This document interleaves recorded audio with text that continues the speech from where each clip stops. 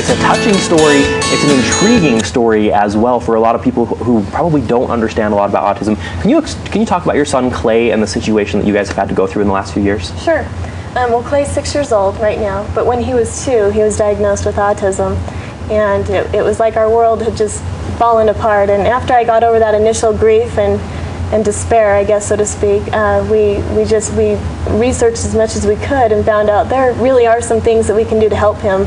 And we started a behavioral program that's called Applied Behavioral Analysis, and it was an intensive program that basically taught him skills, how to speak, how to play with toys, how to socialize as much as possible at that age. And then we started a biomedical treatment program. We worked with a doctor here, Dr. Brian Jepson, who will be a speaker at the conference. He's actually in Texas now. But autism is thought to be a multi-organ disorder, gastrointestinal, neurological, and immunological, and affecting those systems. And so we would test him and we targeted certain areas. For example, he had extreme gastrointestinal distress, and it's a little early, so we won't go into that anymore, but putting him on a diet free of milk and wheat alleviated the distress that he was going through, and it helped him to be regulated, which helped his behavior as well. And so that, in conjunction with the behavioral, for 2.5 years basically is what made you think that there was something different about Clay than maybe other kids who act a little differently, because the 2-year-olds, they're called the terrible twos for a reason. What made you think that there might be something more to it than just that? Well, he regressed, and so fortunately we found out early his behavior. He would tantrum 60% of the day, and I couldn't take him out into public. He would scream, and just adjustments were really difficult for him. But I thought, maybe this is just a case of the terrible twos. But I mentally made a note, and I said, okay, if he's 2, because this was taking place at about 18 months, I said, if he's 2 and he's not speaking still, there's something wrong here.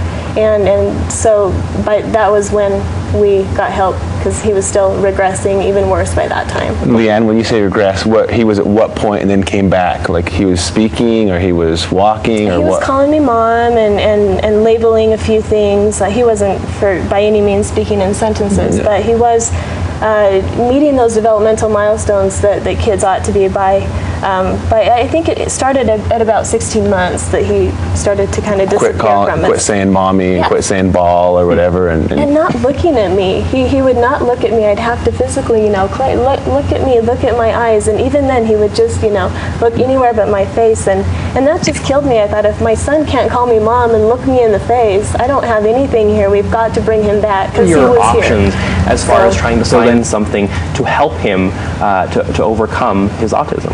That's exactly what I did. I got on the internet, but you have to be careful on the internet too, because there's a lot of things out there that don't have a lot of merit. And so I tried to go with what was the most researched, where with autism, as we all know, it's just unknown. We just don't know. There isn't a mainstream treatment for it. And so I thought, I don't want to have any regrets, and that's basically what I set out to do. I don't want to have any regrets. If I feel like something's going to help him, then I've got to at least embark on that. And so I tried to use good judgment, try things that had research behind it, but I knew that I didn't have time to wait for double-blind placebo studies to be done on all of these things either. On his toes, on the balls of his feet turned over, actually, and when he would tantrum, he'd jump up and land right on his bottom, and just a lot of sensory issues. And so what we did to alleviate those was, I think it's called the Wilbarger method, but it's a surgical brush, and we would brush him down and push his joints in.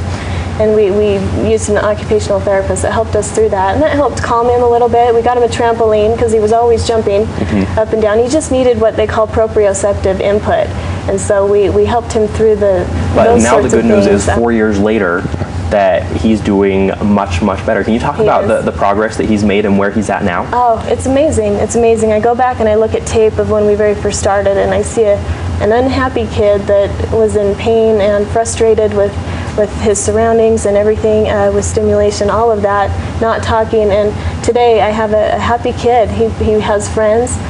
He loves to play. He'll be attending first grade, a typical first grade classroom without an aide or any type of services. He actually attended kindergarten last year, and his teacher didn't know. I chose not to tell her. And at the end, at parent-teacher conferences, she said, Leanne, I just wish all my kids were as enthusiastic and sharp as Clay. He's an amazing kid. Thanks for letting me have him in my class. And That's I just fantastic. said, wow, if she only knew how far he's really come. But so he's a typical kid. So now this, I'm sure, gives a lot of hope to some of the moms who are out there right now who might be dealing with this in their own lives. But just real quick, the emotional lows that you probably were going through in the beginning, you talked about how difficult that was. Were the highs just as extreme when he started doing well, and when you hear comments like that from the teachers? Definitely. There's no feeling that can match that. I mean, it's just the most fulfilling feeling ever. I mean, to have your child back, I can't imagine anything better than that. And for those parents still going through it, because it doesn't happen for every kid, but for those parents still going through it, have hope for your child, because there's hope out there, and these kids have a lot of potential. They're in there. They know what's going on, even though if they don't act like they do. They're there, and keep plugging away, because those days are tough sometimes. Wonderful. One quick comment. We spoke a little earlier off camera about this, that as a parent, you have concerns, you see your child, you're not quite comfortable, you go to your pediatrician and talk with them, and you had made a few comments about that. Yes. Just make sure that the pediatricians are using a developmental questionnaire. It's really important that, and I think most of them do now, but if not, ask them for that, and make sure that they support you in your decisions. And if they don't, maybe look elsewhere for someone that will validate your concerns. I think it's really important to catch. Well, it is important. Research shows the earlier the intervention, the better the outcome. And that's even in the American Academy of Pediatrics policy statement on autism.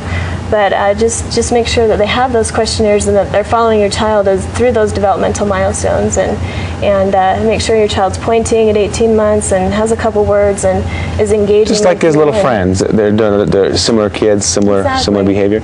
And so it sounds like to me that you maybe didn't get that support right off. No, it was, and I think the rates were climbing at a really steady pace, and no, I didn't really get that support. I got he's a boy, he's not talking, and that sort of thing. And luckily I have a fabulous pediatrician now that has really supported us in the interventions that we have done, but yeah, you do need that as a parent. Don't let him talk you out of things that you feel are happening and need to find some answers to. Awesome. Leanne, thank you so much. I have a website. It's asdresource.com, and what that does is it'll help people to figure out treatments in Utah. It has resources, I think, like the National Ability Center in Park City and that sort of thing, to help them know where to find treatment and where autism organizations are, because a lot of unfortunately organizations here in Utah weren't even aware of each other. As I sent this out, I sent it to every pediatrician on DISC and every early intervention agency and each agency that I had listed on there, and I got a lot of calls saying, hey, I didn't know that so-and-so was even there, so thanks. So it's nice to just have that all in one package. What's that site one more time? Yeah, one more time. It's asdresource.com.